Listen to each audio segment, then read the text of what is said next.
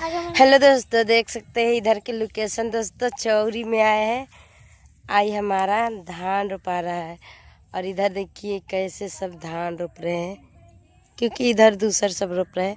और एक ये चाची है तो बिया उखा रहे हैं। और इधर देखिए ये बहुत बड़ा बौली है दोस्तों। यहाँ से वहाँ ले ये है ना, ये क्या बोलते हैं, बौली के भिंडे पर है किरवानी। और ये देख सकते हैं ये मेरा भतीजा भतीजी जा रहे हैं बिया लेके। और उधर भैया भाभी, मेरा भाई सोनू सब धान रोप रहे हैं। और हम भी आए हैं तो हम बिया उखाड़ने आए थे। ठीक, आप लोग बने रहिए ब्लॉग में। ठीक दोस्तों, देख सकते हैं हम पनीर पट लिए, मतलब बिया उखाड़ लिए। देखिए हाथ मिट्टी मिट्टी हुए हैं।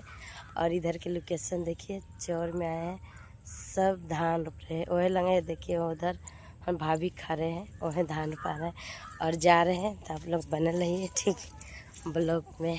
और इधर के लोकेशन देखिए कैसे है, कितना अच्छा लगते हैं।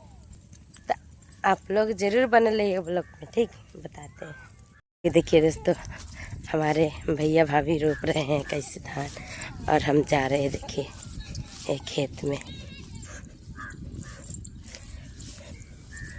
ये देखिए चारों ओर ही धान धान धान धान रोपा रहा है।